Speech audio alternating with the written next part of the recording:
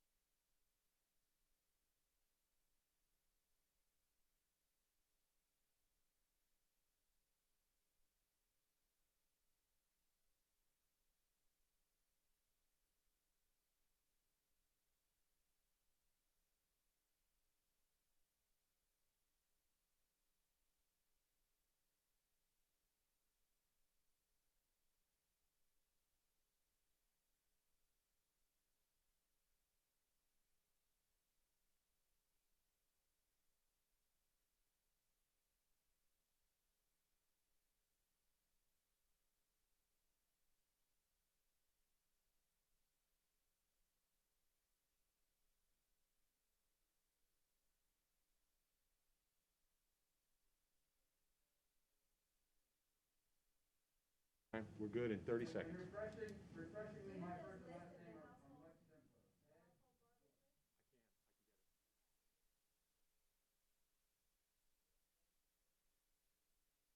15 seconds. I know.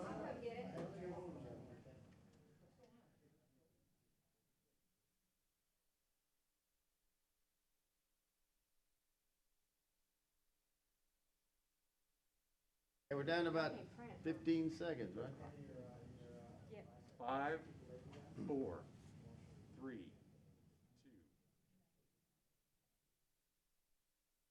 Good afternoon. We will begin the Calcasieu Parish public briefing for Hurricane Laura response. Today is September 1st, and it's 4 p.m. We're in the Parish Government Building. I'm Brian Beam, Calcasieu Parish Administrator, and we have a pretty standard agenda each time. We want to hit some high points, and then we got a few other announcements today. So let's start off with Dick Grimion, Emergency Preparedness Director for Calcasieu Parish.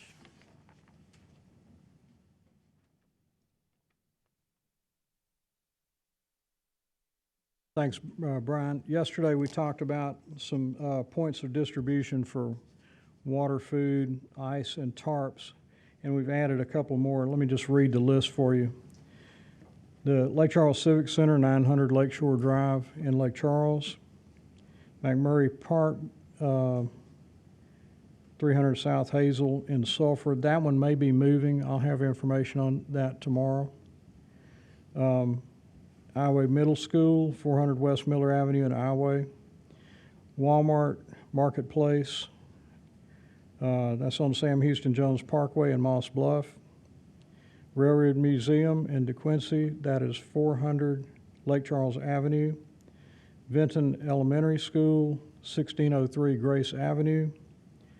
Washington Marion High School, 2802 Pineview Street, Lake Charles, Louisiana, and Westwood Elementary, 1900 Sampson Street in Westlake. We are continuing to work on these pods, and we may be, and we'll be announcing more information on that at tomorrow's briefing. One correction, the Vinton side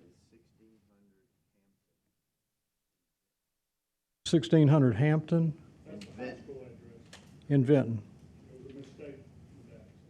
Oh, I'm sorry, Vinton High School.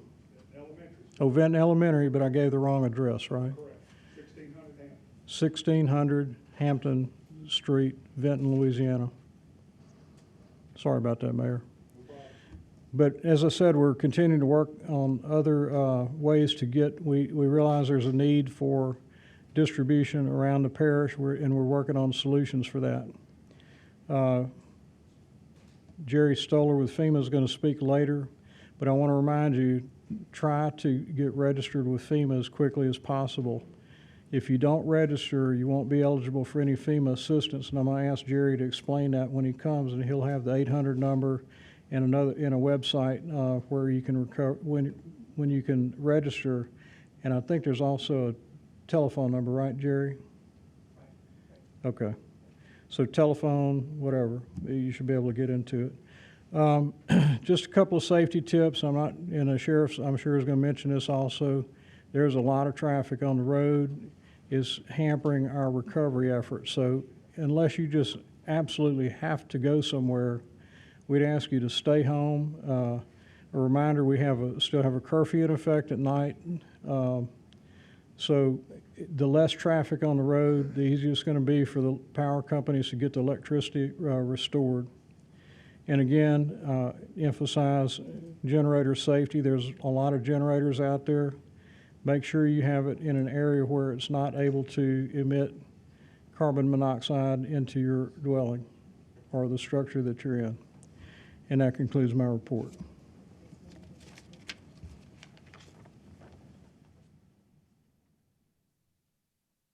Thank you, Dick. We'll next hear from the law enforcement part of things from Sheriff Tony Mancuso.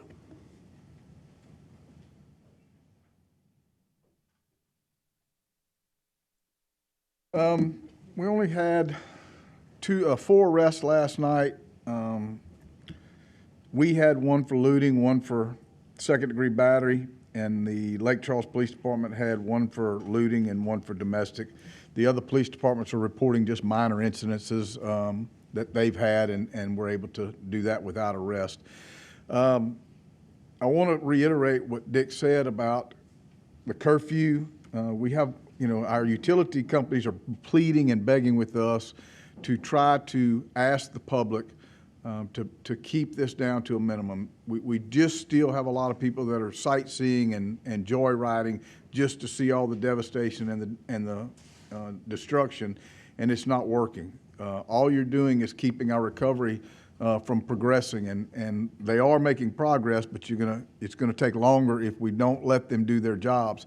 And that doesn't just go for utility workers, it goes for all of our public works in our municipalities that have to get water districts back up and drainage districts back up and things like that. So trash pickup, debris removal, so we can get trash trucks into, all these things have to work in sequence. So it's very, very important that we do this. Scams. I want to talk about, I know we got a couple reports today of somebody calling and asking about, can we come to your house? If you pay us up front, we'll be there tomorrow. We'll do this, this, and this. Do not take a phone scam. Do not give anybody money over the phone. You have a person-to-person contact with somebody you want to enter into a contract with. Most of your local contractors here, and I'm not telling you who you can or cannot use, do not make any deals with anybody over the phone, period. All right? They are scams. We had verified it today.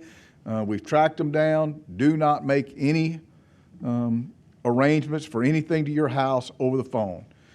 You look that contractor in the face. The police jury is working right now on credentialing. All these companies kind of converge on communities when these things happen.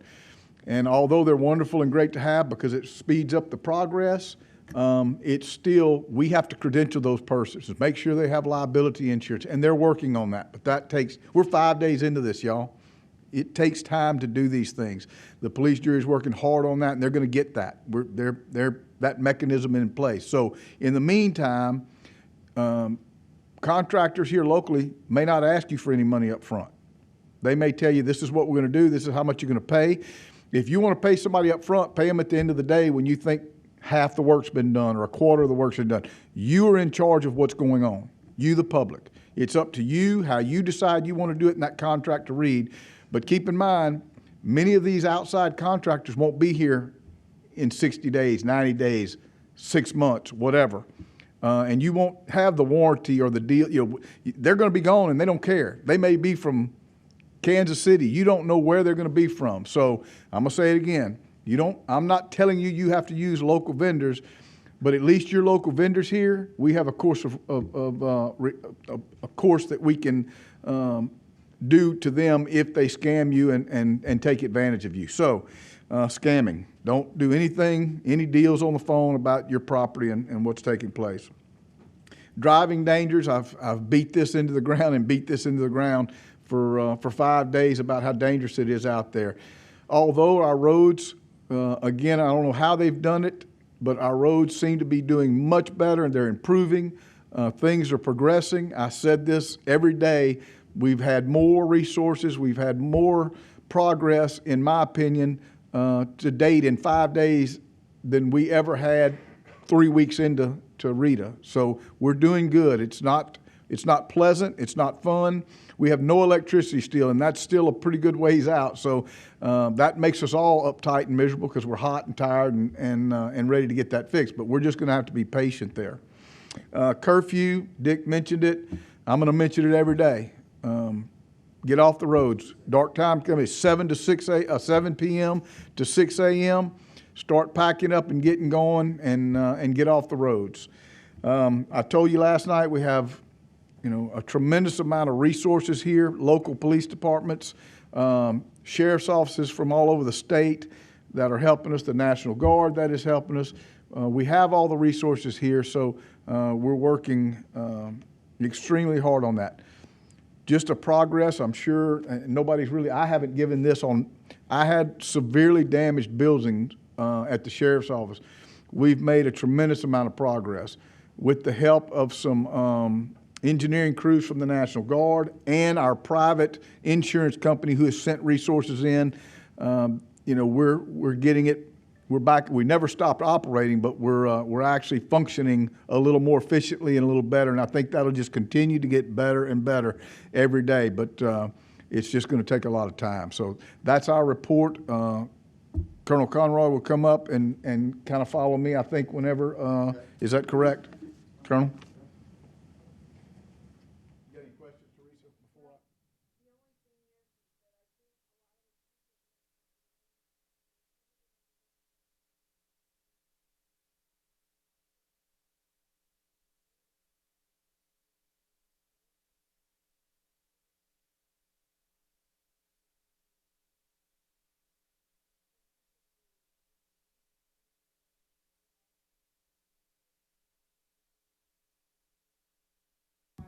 Did you mitigate the damage? You can't just leave it all out there, blowing in the breeze, so. Right.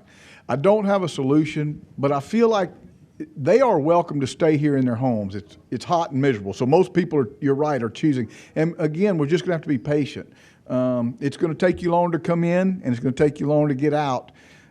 You can stay at your home. We're not telling you can't. Some people cannot stay at their home. So,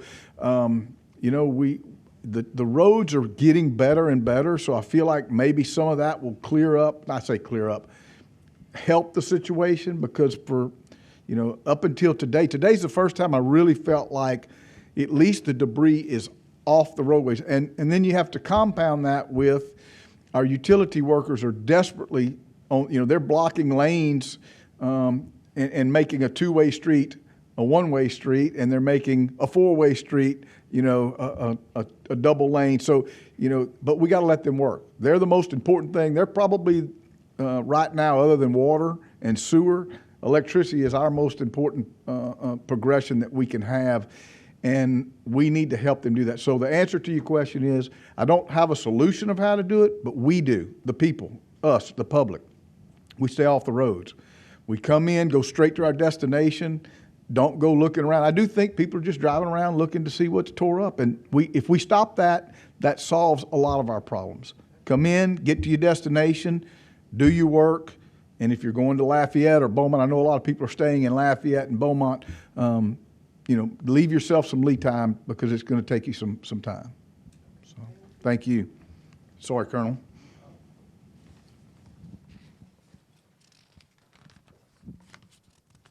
Thank you, Sheriff. Thank you, Mr. Beam. And thank you, Mr. Gremion. We've had a really very productive day here with the National Guard. As Mr. Gremion briefed, we've got a number of pods out there, 6 pods. Quick update. The North Lake Charles pod at Washington Marion High School and the West Lake pod at 1900 Sampson will open tomorrow. They're not open right now. On the security side, we've continued our presence here. We've got about 360 soldiers and airmen providing security, and it's continuing. Pawn shops, pharmacies, gun shops, Chenault Airport, the places you imagine that we're going to need additional security, and we're working through the sheriff's office for that as well. Lily pad operations are continuing. We are supporting the parish in 48 to 72 more hours, and it really just depends on what the parish need is. If the need goes beyond that, we'll continue to do that. And lily pad operations are helping folks move from their homes, devastated parts of the parish, up to shelters. But we will continue that and continue to support the parish as long as the parish is requesting that. And finally, to double down on what the sheriff said about routes, we've largely completed our portion of the route clearance, the part that we can do, pushing debris to the side, and we have moved toward clearing up parking lots around the schools, the 70-odd schools that are here in Calcasieu Parish. Pending your questions, that's what I have to report from National Guard. And if you would explain what people can get if they visit your pod and if they need your assistance as far as the lily pods, how do they get it? Who do they call? Sure. Working backwards from your questions, I don't have the number, Mr. Beam. I don't know if you have the number for the lily pad. We're supporting it in the movement. They're not calling us directly. I don't think so.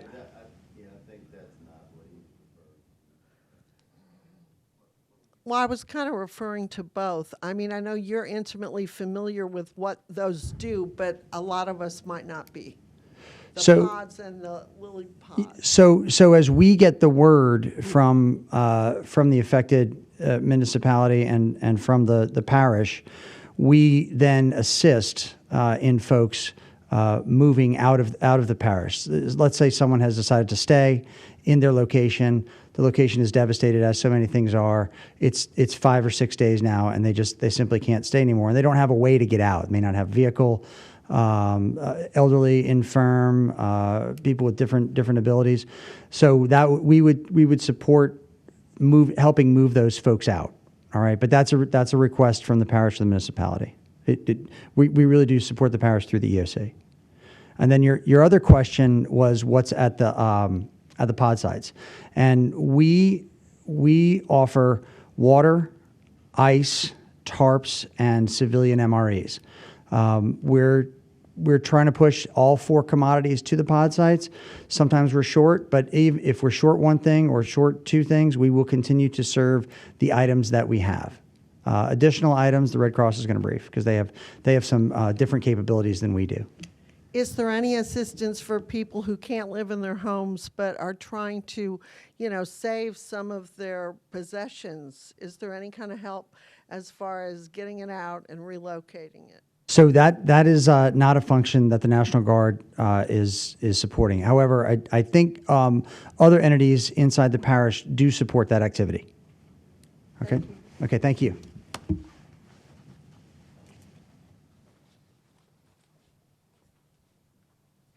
Thank you, Colonel. Teresa, I have learned when the military come and they use terms like lily pad, you got to learn these, and I'm still not quite sure exactly what it means, but the colonel did a great job, I think, explaining the purpose of it. So you're not alone. Okay, I'm going to give a couple of reports. Today, Alan Wainwright normally would come during this time.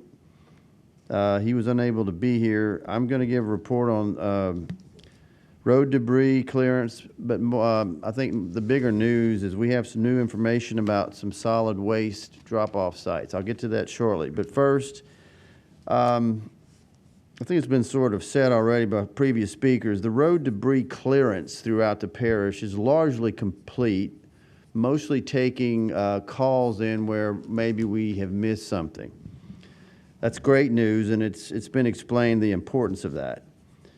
And very quickly, it's actually kind of already started, the debris pickup, mainly of vegetative waste, trees, branches, so forth, is already beginning, which is the next step. That's a long process, but that's important. There's so many kinds of waste. One that we're getting a lot more questions on now that people are coming back and cleaning out their refrigerators and freezers with rotted food, if you will. Our goal, as I think we may have mentioned, yesterday, the quicker we can get the trash collection routes cleared, Waste Management, who is the provider for the parish and many, if not all, the cities, with the exception of Lake Charles, who does their own, we can allow that to happen.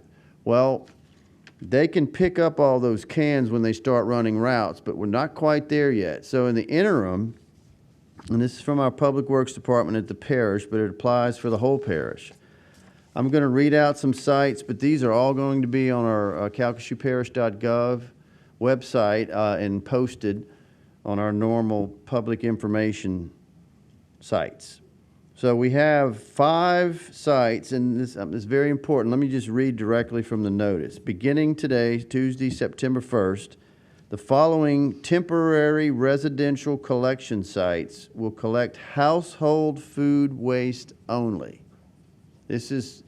These sites I'm about to mention are for household food waste only. These are the things that you would put in your trash can at home, if you will, that are food. And again, it's mainly because of the freezers and refrigerators that need to be dumped.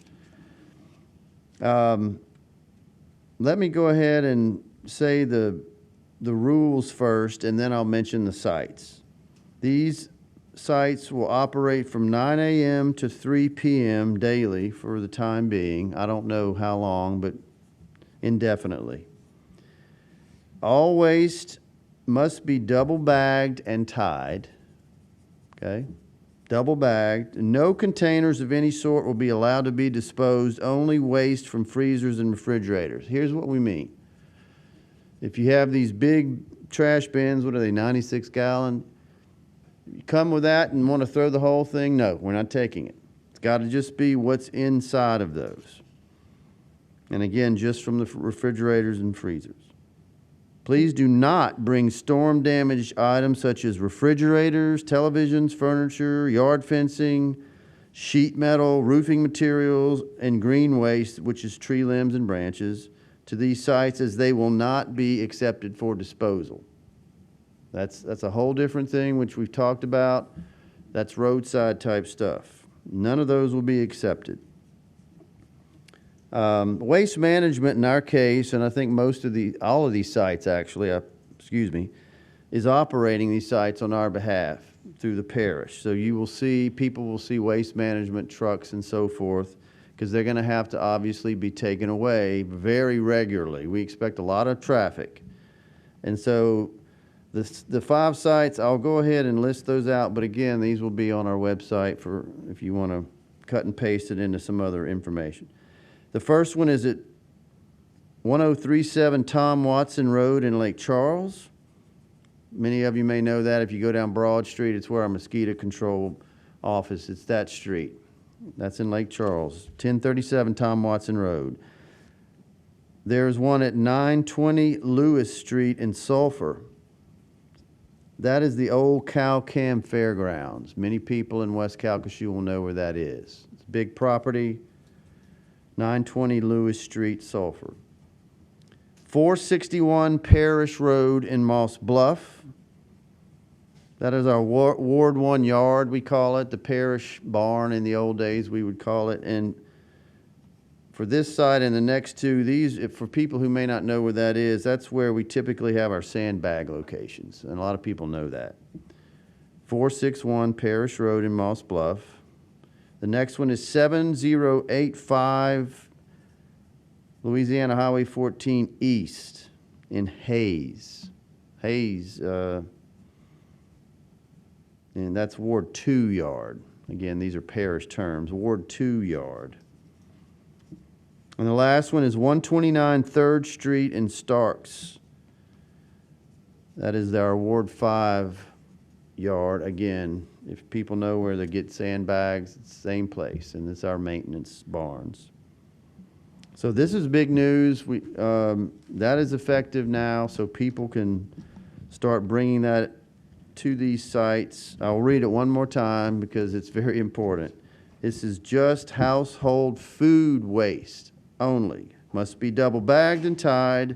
No containers will be allowed to be disposed of. Only waste from freezers and refrigerators and all of the other waste that people have, such as furniture, TVs, tree branches, etc. That is not for this. That's separate. Before I go on to utilities, any questions on that? As far as the other stuff like appliances and furniture and stuff like that, you've probably already talked about this, but do you want it sorted on the side of the road? Yes, actually, no, it's a good question. We are at that point where people can and should start bringing things to the roadside, but divided into categories, as you mentioned. One would be green waste, anything that's branches, trees that you can get up there, you know, some may be too big for now. And separated, anything that's more furniture and appliances would go in one. And Tom, if you can help me, I don't know, I think people kind of intuitively know to separate it out, but I don't know the exact categories. If you want to, Tom will read those off. Yeah, this is from the website.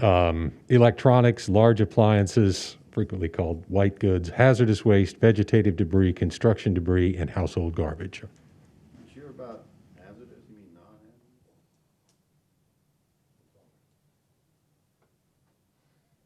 non-hazardous? Oh. Well, okay. But Okay, read what's on that's hazardous waste. This is not nuclear fallout. This is batteries, pesticides, paint, cleaning supplies, compressed gas. What do you do with broken glass? We don't have a broken glass stack. Well, I think sweep it up, or I'm not trying to be funny. You want it put in the I mean, normally, I don't know. I'd put it with the, whatever you call a construction waste, like carpet and, you know, interior. Like remodeling type Yes, waste? yes. Okay. Thank you. That's good, remodeling. Did that answer the question? I Okay. think so. All right, I'm going to go to the utilities now, and let's cover your electricity first. I think everybody knows the challenges we have, so they continue. But I do have Entergy provided a recent statement. It's interesting. They've finished their assessment, but they've got data just to get a sense of the magnitude. Entergy reports for their service area. They came across 6,500 damaged poles, more than 300 miles of downed wire, and 2,890 damaged transformers, which is staggering. That is all separate from what is really the biggest challenge, and that is all the the transmission lines that have to be rebuilt, or transmission stations. So that gives you a sense of what they're dealing with. And they go on to, you know, remind everybody about safety and generator use, but they're still, it's going to be a while, weeks. We don't know how many weeks, and it depends. And we did learn this morning from Entergy in a report, I believe, and I'm not going to go too far down the road, they're going to divide the parish into 7 zones, if you will, and they've got a lot more personnel coming to where we might be able to give more detailed information as they get further along by zone as opposed to just the whole parish. They're not there yet, but they are working feverishly on that. We don't have an update from Beauregard Electric, but it's a very similar story. So as we learn more, we'll pass that on. Let's go to the water systems in the parish. Could I just ask real quick, those Yes. numbers, were they Calcasieu Parish only? Yes, that's just Calcasieu Parish. Thanks. Well, yes, that's true. Yeah, because they can break that out. Anything else on that, Teresa? The water systems in the parish, in our operational briefing this morning, we were told water service parish-wide is about 40% up and running. Now, keep in mind, there's so many different providers, but that's a general idea. Of course, we're familiar with this, and Nick Hunter, Mayor Hunter, is going to get more detailed later in his report, and he actually has one of his staff that's going to give a report on the water system. That's actually, we know that's the biggest challenge right now, so I'll let him cover that when he gets up. So if you wait on that one, we'll come back to that when Mayor Hunter comes up. That's really all on the water. I take that back. I did want to mention, we know that when these are back online, the systems have to have boil advisories. And some are asking, well, how long do we have to do that? Well, there's very clear and strict state law on that. And in some cases, if you're on generator power, for example, you may have to stay on a boil advisory. So the key there is each city or provider can tell you why and when it's going to be continuing, but it's not automatic once the system's going. The key in all this, as we know, is getting power back. It's really at the heart of everything. Let's move on. We actually had an update today, very informative, from the educational institutions, which I'll just hit the high points. We've heard from Carl Brookhouse, Calcasieu Parish School Board Superintendent before, but he came up today and mentioned that their assessments of all of their school sites are completed. They are picking up debris, getting water out. Flat roofs will be covered hopefully by the end of next week. That is a big challenge, but they have a lot of those, as you know, school buildings. They have made significant progress on damage recovery, which are all the things about getting old wet sheetrock out, carpeting, so forth, that kind of thing. And that was his main report. Generally speaking, I believe Carl said they feel they got severe damage, but they feel better about their overall assessments than originally reported, and it's going good. They've been hit heavily, but he has a more optimistic look about the extent of the damage. We also heard from President of McNeese, Darrell Burkell. He was here today in person, and he told us that 50 buildings on the McNeese campus were impacted. Many of you will remember Hurricane Rita in 2005. We all got hit there too, but McNeese took an especially hard hit. They got it again, but he feels very good about, they learned a lot like we all did after Rita, and they did a lot more since then, and I think it's helping tremendously in their restoration. It's already started, they think, within 3 weeks or so, they'll be completed with the restoration and start repairs. He also wanted to mention that the athletic complex took a big hit, specifically the new building, Health and Human Performance, I think, but it's where, many of you will know, that's where the basketball is played. They had major damage on the roof, so that was unfortunate. Dr. Burkell, or President Burkell, mentioned that they are resuming school at McNeese on September 18th. And as you might expect, that's 100% online. They recognize that the teachers, professors, instructors, they've got to still coordinate that, and it's not going to be all, fully perfect. And he mentioned some other things, but that was the main point. September 18th, they will resume school. Lastly, Sewella, David Darbone, the facility director at Sewella, gave a report, and to use his words, when he first saw the damage, his term was pure devastation at Sewella, which, for those of you who've been here for any period of time, Sewella in the last, I don't know, 5 to 7 years, the campus is totally different. So many new, really nice buildings. They've come so far, and it's just sad to see all this. What they're doing, the Regional Training Center, which is one of those newer buildings, to help with industrial training, it is better off than the others, and that will now be their recovery hub. So I believe Dr. Aspinwall may be giving future reports, but Sewella, like McNeese and the school board and the rest of us, got hit hard as well. No mention, they're still working out when they might get to resume school. I think it's still a little too early for them. Any questions on the educational facilities? I was going to ask about natural gas, whether there are any problems with regard to, natural gas utilities, and like if you're able to light a fire on your stove or something, should you, and that sort of thing. I'm glad you brought that up. Mayor Hunter actually has a very recent report from Centerpoint where I think he might provide some of that information. And by the way, I'm going to miss something. The Westlake and Moss Bluff areas have gas service, but those are run, I think, primarily through there's a Westlake system that goes. Kenny, you may know more than I do. I know Kenny's in Benton, but we don't have a report on that. If somebody knows the status of the gas system up there, I'm happy to say it. I just don't know it. Erica? Okay, good. One of our staff lives in Moss Bluff, and the natural gas is working there. That probably means Westlake and Moss Bluff both have gas. As far as the safety and so forth, I don't know if we have somebody that can answer that, but Centerpoint is the other provider in the parish, and we'll hear more from Mayor Hunter on that. Okay, we're going to go now to the FEMA and Red Cross updates. So we appreciate Jerry Stoller, who is here today to give a latest update from FEMA.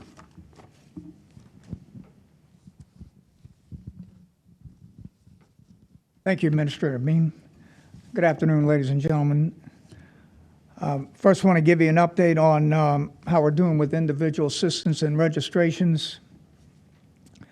In Calcasieu Parish, as of this morning, there are 51,302 households that have registered for assistance, and that's easily more than 3/4 of the total registrations for the entire disaster. And that includes nearly 6,000 registrations happened yesterday, just in the 24 hours during yesterday. There's more than, right now, as of this morning, more than $4.1 million in housing assistance has been approved for those that have applied in Calcasieu Parish. Now, we still have, housing inspections. I remember I talked a couple days ago about once a household registers. Just to give you an idea how that is progressing. For the entire, for all of Calcasieu Parish, 6,479 housing inspections have been issued, and 2,162 of those inspections are currently complete. So it takes some time to get to these properties and complete that work. And there are 175 inspectors working in southwest Louisiana, not just in Calcasieu Parish, but in the affected parishes here in southwest Louisiana. So again, the whole idea of registering is so key to this process. And again, that can be done 3 ways. 1-800-362 or 621-3362. I'll repeat that again, 1-800-621-3362. You can also register by going online at www.disasterassistance.gov or by simply downloading the FEMA app on your iPhone. The next thing I want to talk about is something called critical needs assessment. Critical needs assessment has been approved for Louisiana's eligible survivors. Those having immediate or critical needs because they have been displaced from their primary residence are eligible for this. What critical needs assistance is comprised of is a one-time $500 payment per household. Eligibility criteria for this assistance includes a registration. A household must register for this assistance. The applicant must pass identity verification. When the applicant registers, they must assert that he or she has critical needs and request financial assistance for those needs. Another requirement is that the pre-disaster primary residence is in an area that's been designated by the presidential declaration, okay? And that the applicant is displaced from this pre-disaster primary resident as a result of damages from Hurricane Laura. So again, in critical needs assessment, a one-time $500 payment has been approved for all eligible residents of Louisiana who have been affected by Hurricane Laura. The next item I wanted to touch on is Operation Blue Roof. Operation Blue Roof is managed by the U.S. Army Corps of Engineers, and this program has been approved for affected areas in the state of Louisiana. Roofs damaged by Hurricane Laura will be eligible for this program. This is a no-cost, temporary service giving homeowners some roofing protection, may enable them to perhaps spend a little bit more time at their home here in their community, closer to where they live or work. And this can be available until a more permanent fix can be arranged. Residents who would like to register for this program should call 888-766-3258. That number again is 888-766-3258. Now, this program is still ramping up. The Army Corps of Engineers is assembling the teams that will perform this work and also staging their materials. And there'll be further details from the Army Corps of Engineers on when the work will actually be able to complete. But it starts again with a homeowner registering for this process. The final thing I just want to touch briefly upon, and I want to go back to, again, I think the sheriff has done a very good job of stressing the importance of being on the lookout for those that unfortunately are trying to take advantage of those who are really having a very difficult time. And again, I want to remind everyone watching this that FEMA charges no fee to register for federal assistance, and we never ask for any bank account information or any type of financial information or charge anything in that nature. And I want to remind those households that may have an inspector show up. Now, the inspectors are contracted by FEMA, so they will not have a FEMA shirt on, but they most certainly will have an identification badge. So before you let someone onto your property to inspect the damage, you be sure that they show you their credentials that identifies them as a FEMA inspector. And again, I encourage you that if you do see some activity where you don't feel that it's quite on the level, certainly encourage you to contact local law enforcement. And I also want to share with you a consumer protection hotline that is available to report such type of behavior. The consumer protection hotline can be reached at 800-351-4889. That number again to the Consumer Protection Hotline is 800-351-4889. And subject to your questions, that concludes my update for today. Nowadays, a lot of people can put together a pretty convincing looking badge that they might flash around. Is there anything distinctive about a FEMA badge that would help someone distinguish it from a scammer's FEMA badge?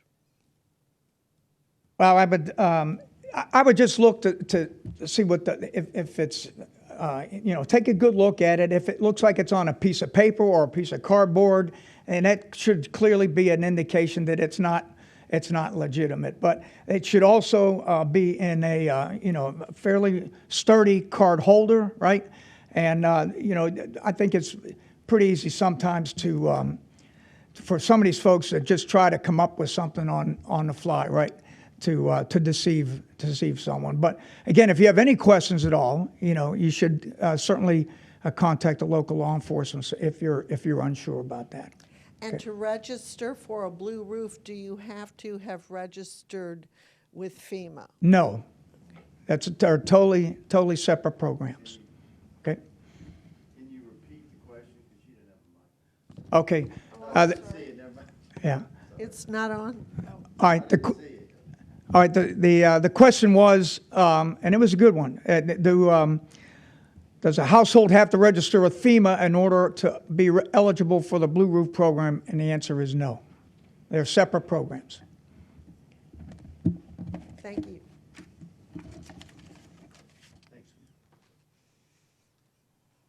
Next, we'll hear from Red Cross. Ed Bush is going to give the report today. I had the pleasure of meeting Ed earlier, and we welcome you to Calcasieu Parish. Thank you, sir. My pleasure to be here today.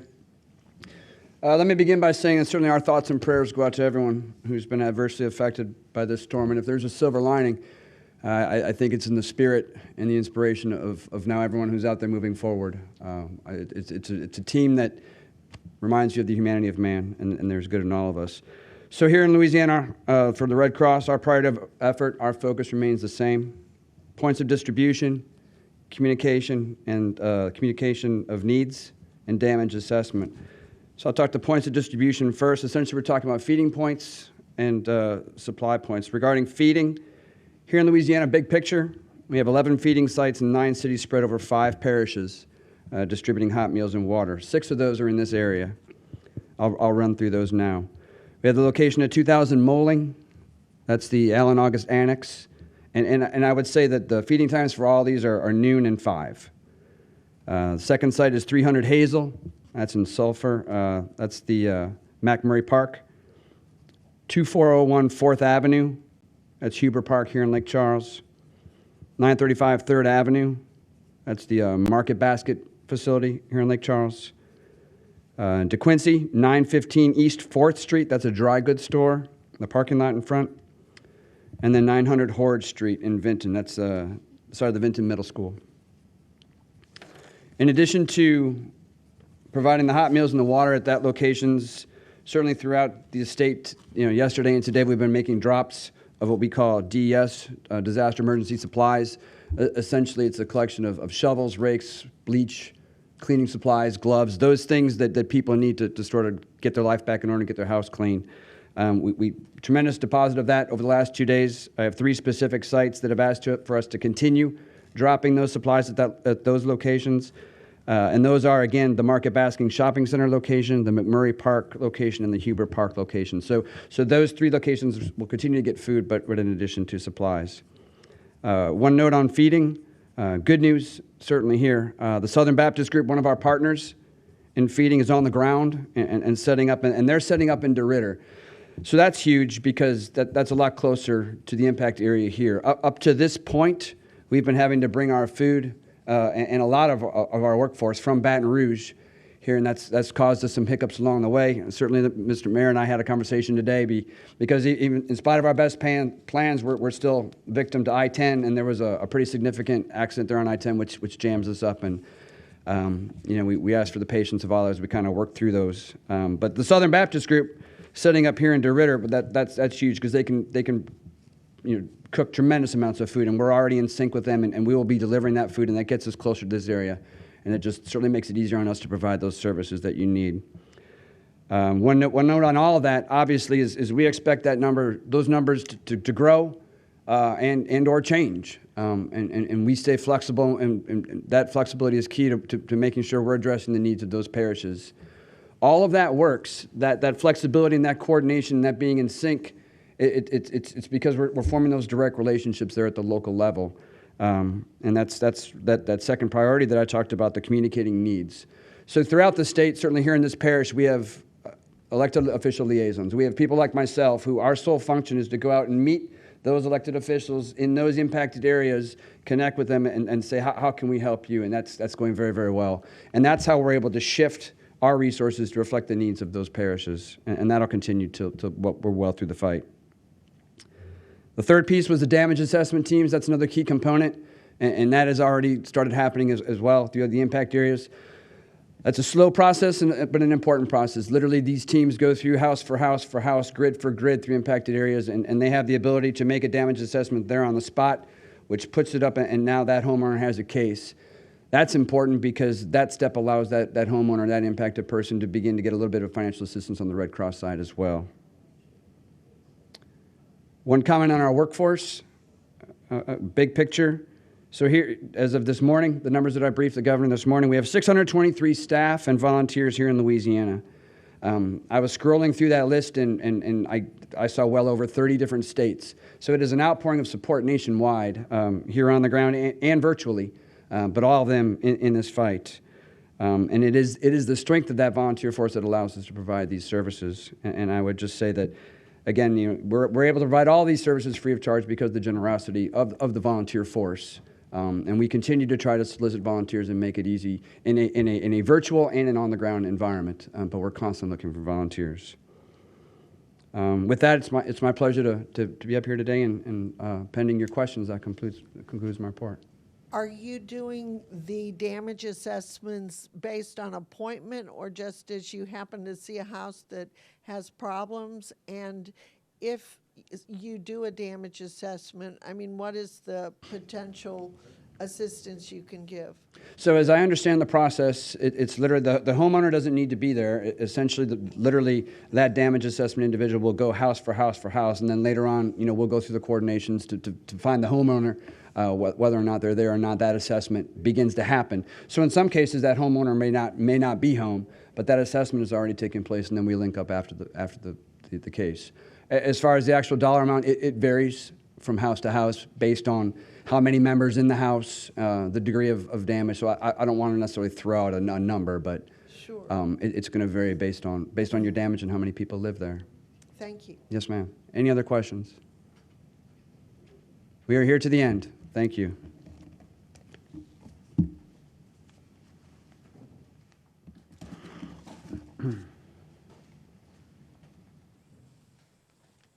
All right, thank you, Ed. We will hear now from a few elected officials as we come toward the end of the briefing. We'll hear first from Police Jury Vice President Brian Abshire.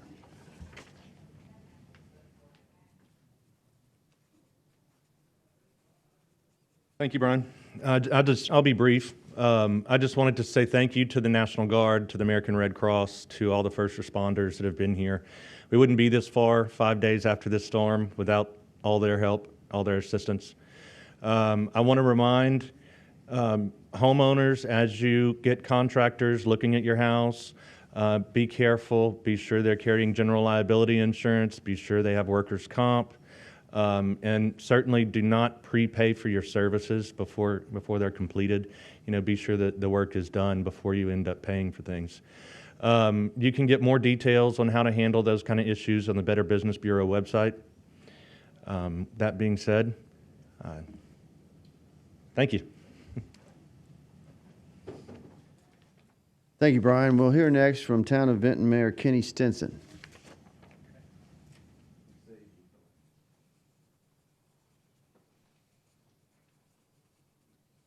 I didn't need to one-up you, Nick.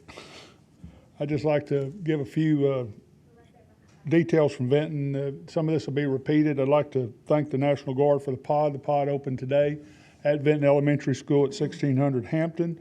We're asking the residents to line up on Hampton off of Hard Street. It's been running like a well-oiled machine. That National Guard, they got their stuff together, and we really appreciate what they do.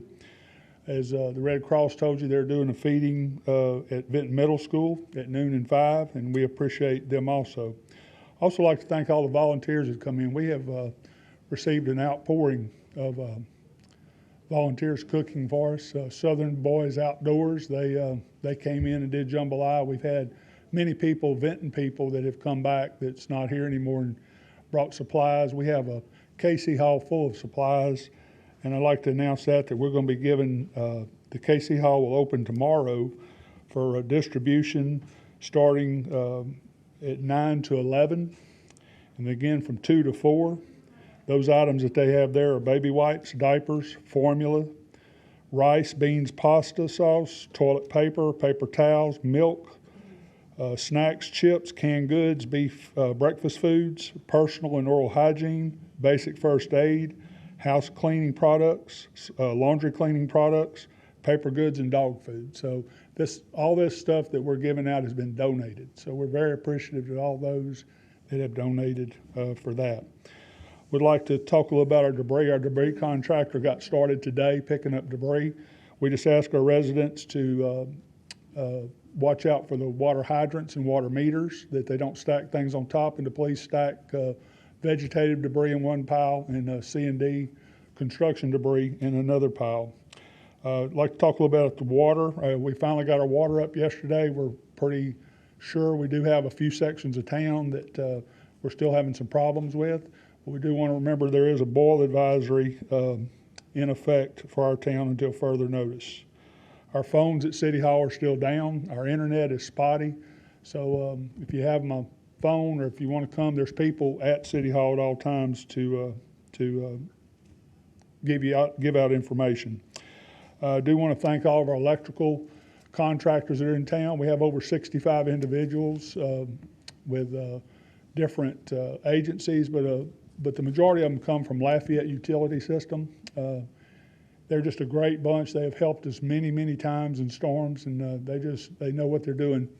As of today, they have 100% of our 13.8 kV line up.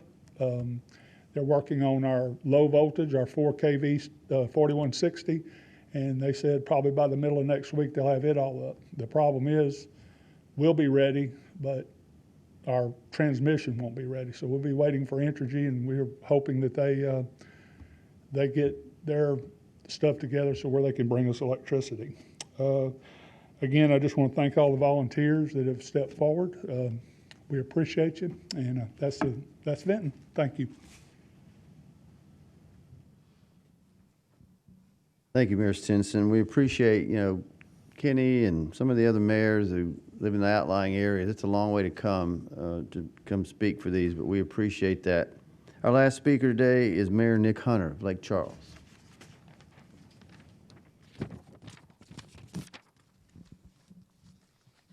Thank you, Brian. Good evening. So progress is the philosophy of today, Tuesday, September 1st. Have a couple updates. Was able to speak again with the CEO of Centerpoint this morning, Dave Lazar, and Centerpoint released a statement saying that gas service is flowing and available to all customers who are able to receive in the Lake Charles area. We are substantially complete with all of our assessments and are actively surveying the area for any hazardous leaks. We have confirmed with our pipeline suppliers they are able to supply our needs and are working closely with them. We are working to actively locate our underground facilities in the vicinity of damaged Entergy poles to aid in restoration and avoid further damage to infrastructure. We have suspended disconnects in the region for the foreseeable future. We have a workforce located at our offices on Gerstner Memorial that is being housed and fed at the location to support the relief efforts. So good news from Centerpoint there, I believe. And then, excuse me one moment. Also, City of Lake Charles, Progress, all right? I'm just going to read this because this is a lot of information. So, beginning tomorrow, Wednesday, September 2nd, citizens will be able to drop off spoiled goods from their refrigerators and freezers at the following locations between the hours of 9 a.m. and 3 p.m. I highly suggest you use these locations. I was out in the neighborhoods today. You could definitely start to smell some of the refuse from refrigerators and freezers.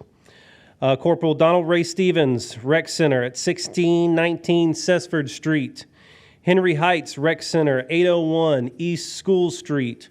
Weaver Park Ball Fields, 4436 Weaver Road. Please note that these sites will only accept materials from inside your freezer or refrigerator. The city anticipates resuming our normal collection routes on Monday, September 7th. Who would have thought you would have been so excited for just the normalcy of trash pickup? We have waited until next week because we are still concerned about some of the low-hanging power lines. We certainly don't want our garbage trucks to get caught up in those, but we've been very reassured that Entergy is working as hard as possible to remedy that. And so garbage pickup will start next week, Monday, September 7th. Contractors are expected to begin the process of roadside debris collection by the end of this week. Residents should place debris as close to the roadside as possible without placing it in the roadway. Contractors cannot come onto private property to collect debris. Vegetative debris such as tree limbs should be separated from other construction demolition debris, similar to what Mr. Beam already described a moment ago. I'm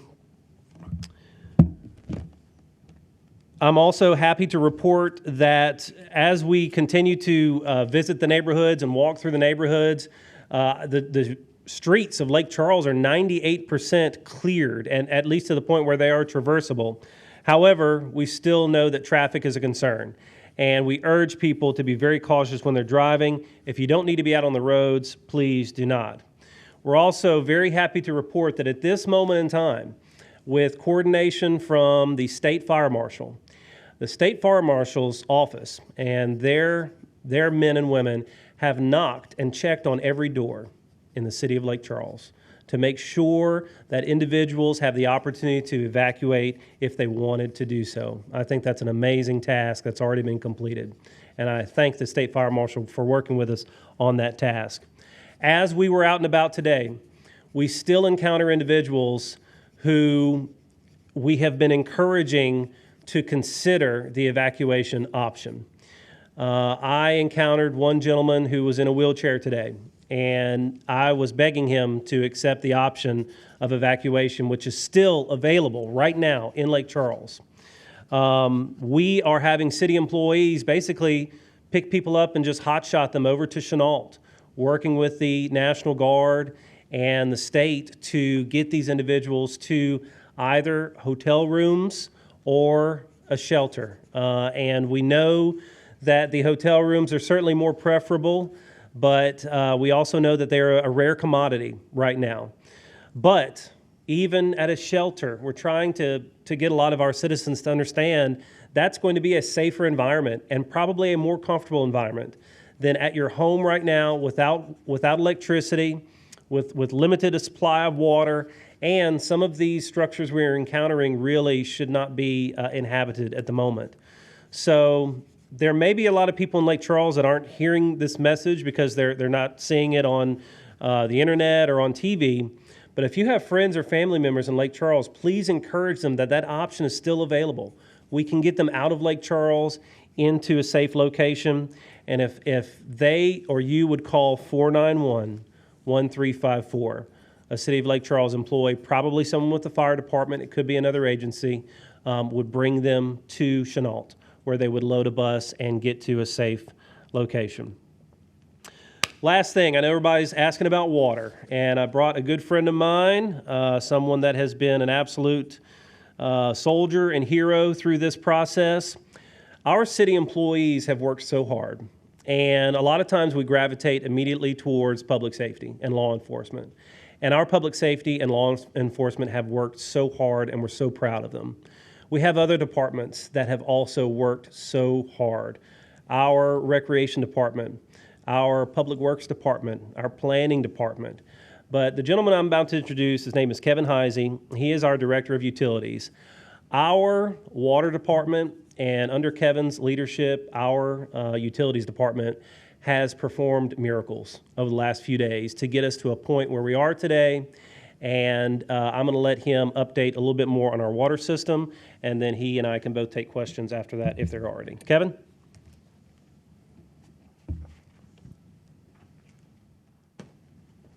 Thank you, Nick.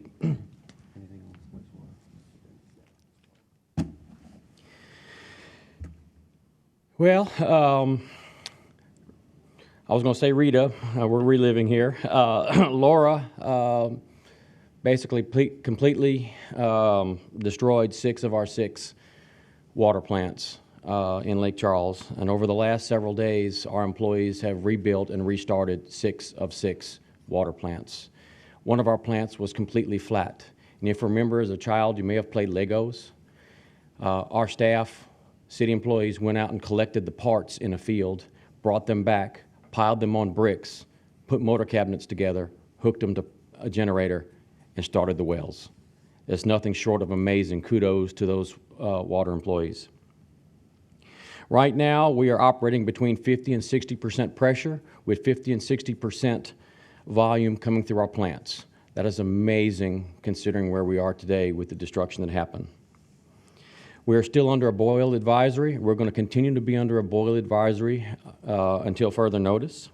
We're asking the citizens of Lake Charles to conserve their water as much as possible. We have many water breaks. Many of our beautiful trees here in the city of Lake Charles have uprooted many of the water lines in residents' yards. Many of the homes have been damaged where there may be a hot water heater or a dishwasher or something that is broken, and have a water line broken in that.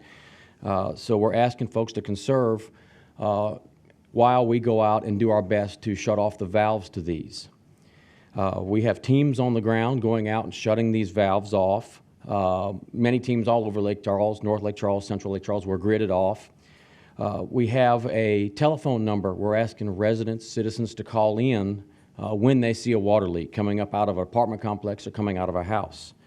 That number is 491-1442. Is a report-only line. We have a bank of personnel there. They'll accept the information, and we will send it out to the field as soon as reasonably possible. But at this time, that's what we have. It's great news. We're moving forward in such a terrible situation. Any questions? I'll be happy to answer them. That's good. Good, Teresa. Yeah. The only thing I was going to ask you, Nick, is why don't the people want to leave, and does it have anything to do with their pets? We've heard several, I personally heard several reasons. Pets was one, coronavirus was another, worried about their property was another, and I get it. I get all of those reasons. And at the end of the day, we are not forcing people to leave their homes. I mean, we're not dragging them out of their homes. I'm just trying to plead my best case. And I mean, I saw some people, I talked to one man who said, well, look, I'm just going to sleep in my vehicle. I said, sir, let me get you set up. Let me get you somewhere, even here in Lake Charles, and he said, no, I just want to sleep in my vehicle. And, that's, I guess it's his choice to do that. It's kind of hard. It was really hard to walk away from that house knowing that that was his choice and that was what he was going to do. But we've tried to stress to them that it is safer outside of Lake Charles right now. And that's why I said a moment ago, and I'll say it again, if you have friends or family members inside Lake Charles, especially if they're elderly, if you can reach out to them, maybe they'll listen to a friend or family member more than the mayor right now. And but we're certainly trying, and we're offering options. We're offering those options, and we're literally having employees go pick people up and bring them to Chenault so that they're able to get out of Lake Charles. Thanks. All right, thank you.